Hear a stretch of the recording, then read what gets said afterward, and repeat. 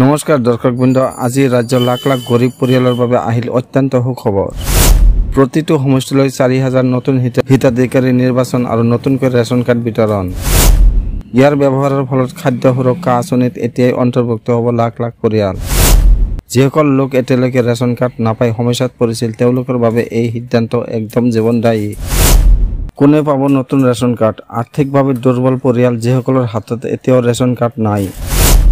BPL গৰীব পঞ্জীকৃত পৰিয়াল, বিধৱা বা একক অভিভাৱকৰ পৰিয়াল, শাৰীৰিকভাৱে বিশেষ সক্ষম ব্যক্তিৰ পৰিয়াল, যিকোনো দুৰ্যোগত ক্ষতিগ্ৰস্ত পৰিয়াল।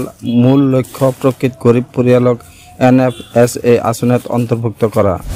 ক'ত কৰিব আবেদন? Circle office, food and civil supply office, অনুমোদিত PDS ডিষ্ট্ৰিবিউটৰ, গাঁও পঞ্চায়ত, VCTC, আঞ্চলিক পঞ্চায়ত অফিচ। আবেদন কেনেকৈ কৰিব?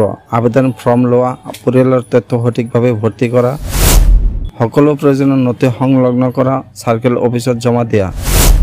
অনুমোদন হ'লে আপোনাৰ নাম তালিকাত অন্তৰ্ভুক্ত হ'ব আৰু নতুন ৰেচন কাৰ্ড ইছ্যু হ'ব।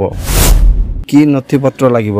আধাৰ কাৰ্ড, সকল সদস্য, এড্ৰেছ প্ৰুফ, বিদ্যুৎ বিল, NRC, PRC, লিগেসি ডাটা যদি আছে, bank passbook, income certificate, family details, photo, passport size.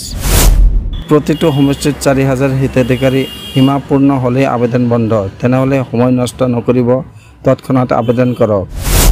বন্ধুসকল, অসম চৰকাৰৰ এই নতুন পদক্ষেপে বহু গৰীব পৰিয়ালৰ খাদ্য সুৰক্ষাৰ উদ্বেগ দূৰ কৰিব। আপোনাৰ ওচৰত যদি কোনো পৰিয়ালৰ ৰেচন কাৰ্ড নাই, এই তথ্য তেওঁলোকলৈ শ্বেয়াৰ কৰক। ভিডিঅ'টো ভাল লাগিলে আমাৰ চেনেলটো ছাবস্ক্ৰাইব কৰক, ভিডিঅ'টো লাইক আৰু শ্বেয়াৰ কৰক।